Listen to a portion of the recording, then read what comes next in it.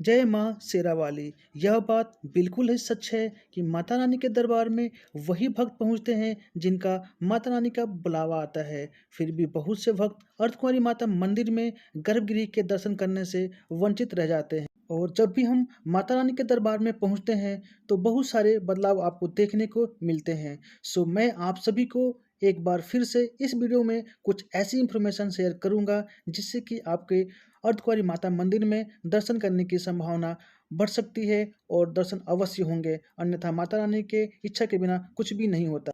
So video start करने से पहले चैनल को जरूर सब्सक्राइब कर लें और इन्फॉर्मेशन अच्छी लगे तो वीडियो को लाइक एंड शेयर करना न भूलें। जय माता दी।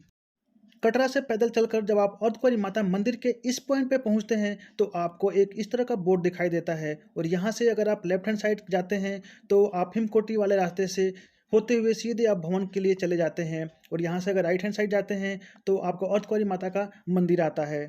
और जैसे ही आप इस पॉइंट से लेफ्ट लेते हैं आपको बैटरी कार का स्टैंड मिलता है और यहीं से बैटरी कार का पिक एंड ड्रॉप आपको मिलता है और यहीं पे आपको रिपोर्ट भी करना होता है अगर आपने बैटरी कार के लिए ऑनलाइन बुकिंग कर रखा है या फिर ऑफलाइन भी टोकन आपको यहीं से मिलता है। और यहीं से आगे आप बढ़ते हैं तो आप हिमकोटी वाले मार्ग से होते हुए भवन के लिए चले जाते हैं।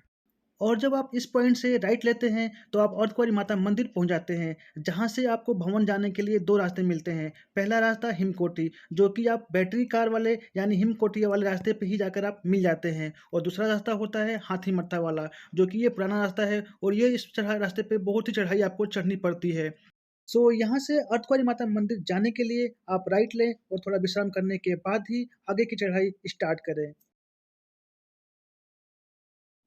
और जब आप मंदिर पहुंच जाएं तो सबसे पहले आप दर्शन के लिए टोकन यानी कि पर्ची बनवा लें और यहाँ से आप सामने देख सकते हैं आपको भवन जाने का रास्ता दिखाई देता है और यहाँ से आप भवन के लिए हिमकोटी वाले रास्ते से आप भवन जा सकते हैं जो कि नया वाला रास्ता है और यह रास्ता बहुत ही प्लेन और साफ़ सुथरा होता है और इस रास्ते पर घोड़े खच्चर भी नहीं चलते हैं और इसी रास्ते पर बैटरी कार भी चलती हैं।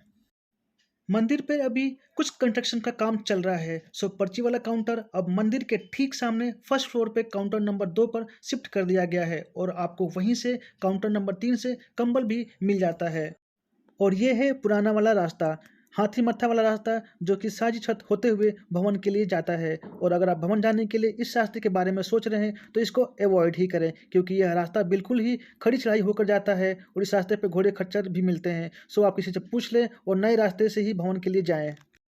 मंदिर के ठीक सामने आपको इन सीढ़ियों से होते हुए ऊपर की तरफ जाना है जहाँ पे फर्स्ट फ्लोर पे आपको काउंटर नंबर 2 और 3 बना हुआ है जहाँ से आपको गर्भजन की पर्ची और कंबल दोनों यहाँ से मिलता है। और देख सकते हैं यहाँ से अर्धकुंवारी माता मंदिर का आप पूरा खूबसूरत सा दीदार भी कर सकते हैं। काफ़ी ब्यूटीफुल आपको अमेजिंग व्यू यहाँ से आपको देखने को मिलता है। और यहीं पे काउंटर नंबर 3 से आपको कंबल भी इशू होता है जो कि रात में 8 बजे से स्टार्ट होता है और पर कंबल आपको 100 रुपीज़ सिक्योरिटी पे करना होता है जो जमा करने पर आपको रिटर्न मिल जाता है।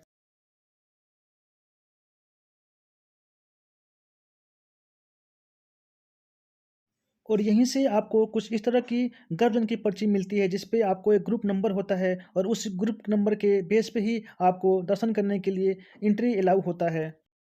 गर्भजन की पर्ची लेने के बाद आपको नीचे आना है और जहाँ से एंट्री होती है उस पॉइंट पे आकर आपको चेक करना होगा कि अभी कौन सा ग्रुप नंबर चल रहा है। सो देख सकते हैं यहाँ पे अभी शाम के 7 बज रहे हैं और ग्रुप नंबर 150 है और जबकि जो हमें ग्रुप नंबर मिला था वो 387 था। तो लगभग 15 से 20 घंटे का वेटिंग टाइम था, लेकिन अगर आप काउंटर पे देखेंगे तो वो आपको बताते हैं कि लगभग 30 घंटे का वेटिंग टाइम लग सकता है। मोस्टली लोग पर्ची लेने के बाद भवन के लिए ऊपर चले जाते हैं और वापसी में फिर जब वापस नीचे आते हैं तो दर्शन करने के लिए कोशिश करते हैं अगर उनका टाइम अलाउ करता है तो। हम लोग भी पर्ची लेने के बाद ऊपर चले गए थे और जब अगले दिन वापस आए तो टाइम 7:30 हो रहा था और उस समय टोकन नंबर 170 चल रहा था। वैसे यहाँ पे जो दर्शन करने का जो सबसे बेस्ट टाइमिंग है और जो मेरा अनुभव कहता है और हर बार मैं अपने ग्रुप के लोगों को दर्शन करवाता हूँ वो है मॉर्निंग में अराउंड 3 बजे के आसपास का। उस समय अगर आप यहाँ पे पहुँच जाते हैं तो आपका नंबर कुछ भी हो और कोई भी नंबर चल रहा हो यहाँ पे आपको सिक्योरिटी स्टाफ वाले बुलाकर दर्शन करवाते हैं क्योंकि यहाँ पे लोगों के उस समय कमी होती है। मॉर्निंग के टाइम यहाँ पे दर्शन करने के लिए लोग पर्याप्त नहीं होते हैं। या तो लोग रास्ते में होते हैं या तो फिर भवन के पास होते हैं या बहुत से लोग वापस चले जाते हैं। और बहुत से लोग यहाँ पे बैठे होते हैं और ये देखते हैं कि टोकन तो कुछ और चल रहा है और मेरा कुछ टोकन नंबर अलग है।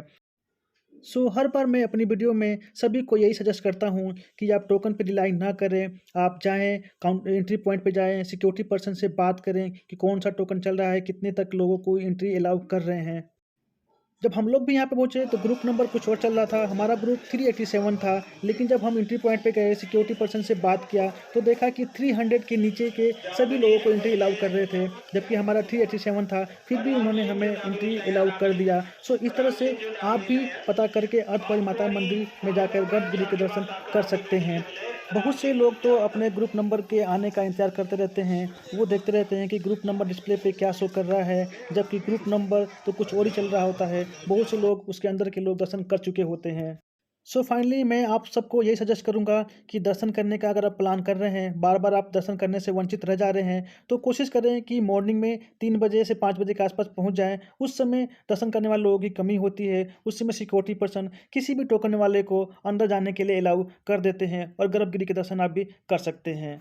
वापसी में जब आप भैरव जी के दर्शन करके आप नीचे आते हैं, तो अर्धकुंवारी मंदिर पे ही आप देख सकते हैं शारदा भवन है, जो कि यात्री विश्राम के लिए बहुत ही बड़ा हॉल बनाया गया है। यहाँ पे आप रुक कर आप कुछ देर विश्राम करके आगे जा सकते हैं। इसके अलावा भी आप गर्भगृह के दर्शन ऑनलाइन टोकन बुक करके भी आप अर्धकुंवारी माता मंदिर के दर्शन कर सकते हैं, जो कि मॉर्निंग और इवनिंग में आरती के साथ-साथ आपको गर्भगृह के दर्शन भी अलाउ होता है, जो कि 300 पर पर्सन होता है। ऑनलाइन आप 300 की पर्ची बुक करके भी आप अर्धकुंवारी मंदिर में गर्भगृह के आप दर्शन कर सकते हैं। उसके लिए आप इवनिंग या मॉर्निंग में जो भी आरती का जो टाइम स्लॉट है, उसके अकॉर्डिंग आपको वहाँ पहुँचना होगा। आपको आरती में सम्मिलित होना होता है और फिर आरती जब खत्म होती है, तो आपको गर्भगृह के दर्शन करने के लिए आपको अंदर अलाउ करते हैं। यहाँ पे आरती का जो टाइम होता है, वो मौसम के अकॉर्डिंग चेंज होता है। बोर्ड पे दिए गए टाइमिंग को आप नोट करके अपने यात्रा को प्लान कर सकते हैं। ऑनलाइन टिकट बुक करके अर्धकुंवारी मंदिर में गर्भगृह के दर्शन कर सकते हैं। फाइनली कोशिश कर रहे हैं कि आप मंदिर पे टाइम से पहुंच जाएँ, जिससे कि आपके भी माता रानी के गर्भगृह के दर्शन हो जाएँ। अपना कर्म और कोशिश करते रहें, बाकी माता रानी की इच्छा के ऊपर डिपेंड करता है। वीडियो में इतना ही। इन्फॉर्मेशन अच्छी लगे हो तो लाइक एंड शेयर करना ना भूलें। जय माता दी।